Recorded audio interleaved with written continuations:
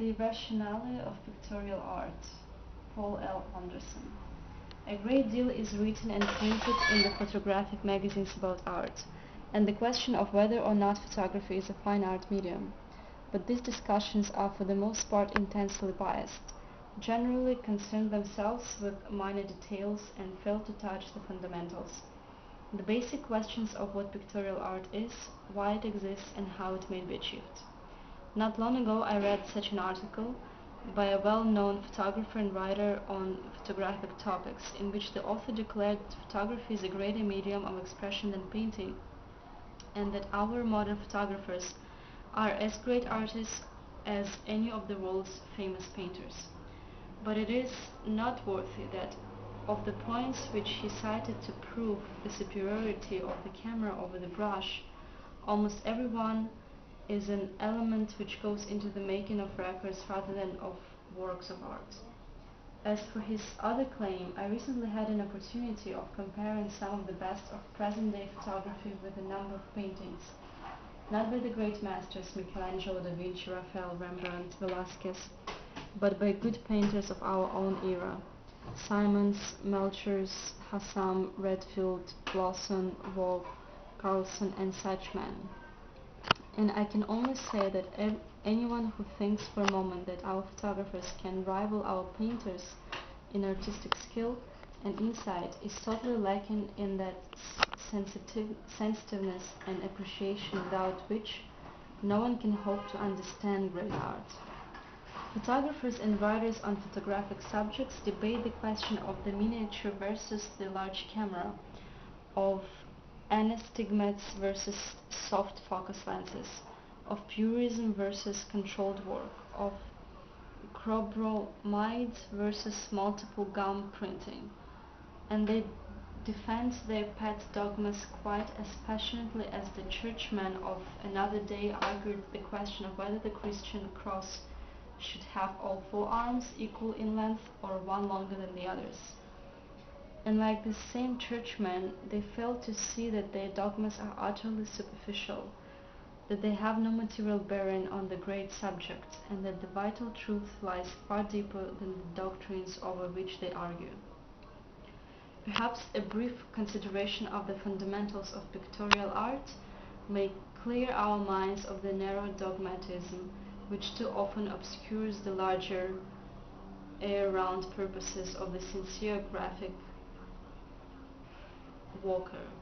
Pictorial art is nearly the oldest form of human expression, following close on the heels of the spoken word and antedating by many thousands of years any attempt at the written language. As man emerged from the status of a lower animal, and through the slow process of evolution became a thinking one, almost his earliest effort was to convey thoughts and ideas to his fellow beings.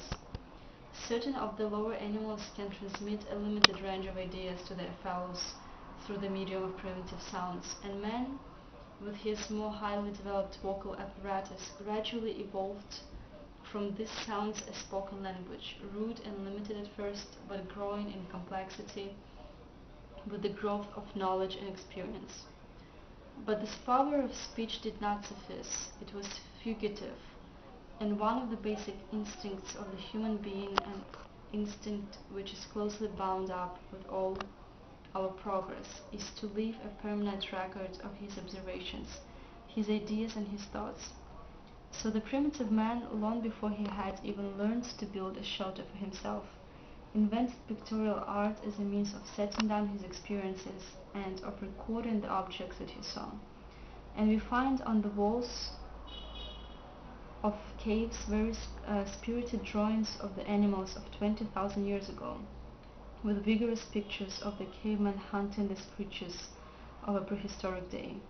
To be sure, the prehistoric artist never invented salons and exhibitions. In fact, he seems to have in a measure shunned publicity, for some of his drawings are found on the walls of caves so remote from the sun that a spectator must creep on hands and knees for hundreds of yards in order to reach them. It has been humorously suggested that the Cro-Magnon draftsman chose these obscure workrooms so as to avoid the infuriating interruptions from which all creative workers suffer. But whatever his reason, the fact indicates that he was a true artist working for the joy of production rather than for the applause. Gradually, little by little, pictorial art threw off a branch, a branch in the form of literary art. The earliest written language consisted of pictographs, in which pictorial symbols, more or less simplified and conventionalized, were used to express ideas and to record facts. Some races, otherwise highly civilized, never progressed beyond this method of writing. And even today, thousands of years after the greatest of all inventions, that of the phonetic alphabet, the two branches are not entirely divorced, since we illustrate our books and we give word titles to our pictures. These two forms of art expression are thus seen to be closely akin, each having for its basic purpose the conveying of ideas or the recording of observations, and each achieving this end through the use of conventionalized symbols, which remind the spectators or the listeners of something that they have seen or heard. And for further resemblance, each works on a flat plane, being thus differentiated from that other development of expression, the glyptic art, which works in three dimensions. Slowly through the centuries, it came to be recognized that, irrespective of the idea conveyed, some of the symbols invented by artists were more pleasing to the eye and to the ear than others. It is not known whether this is a matter of association or whether it depends on the relative ease with which the symbols are appreciated.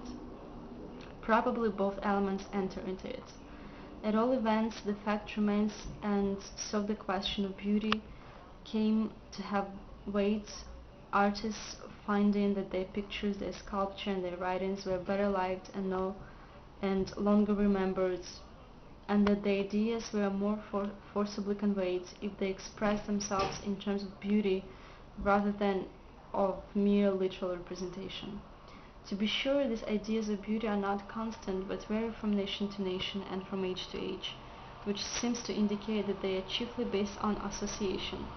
However, they exist, and the artist who wishes his work to live does well to pay attention to them in constructing this picture or his poem.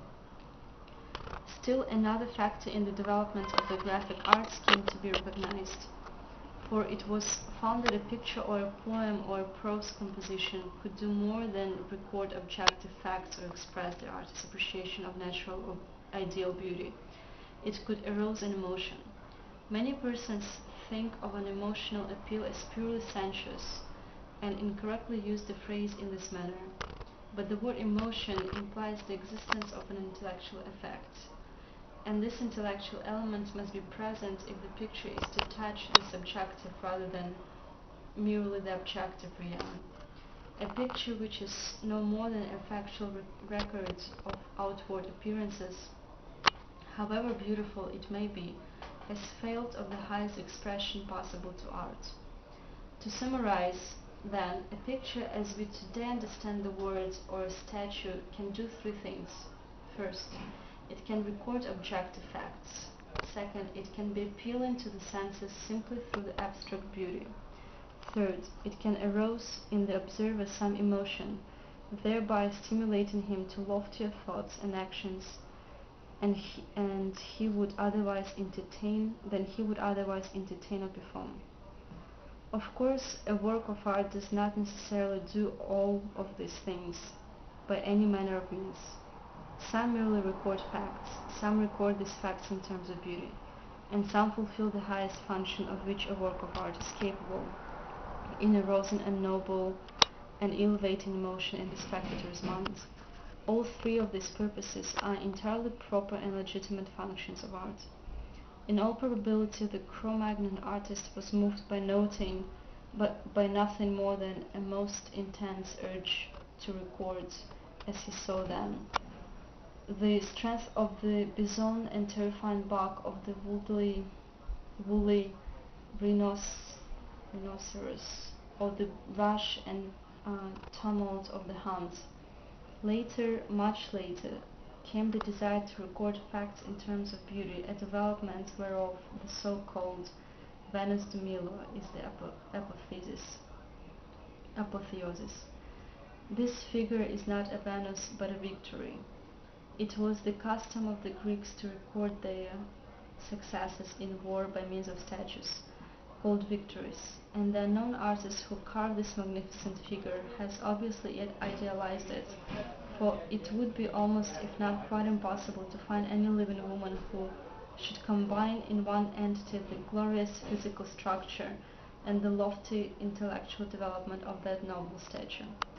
And for the third use of graphic arts, we need go no further than the Italian painters of the Renaissance, who used their art to aid and reinforce the religious teachings of the day. Raphael's Madonnas and Michelangelo's Last Judgment in the Sistine Chapel are the very archetypes of this expression.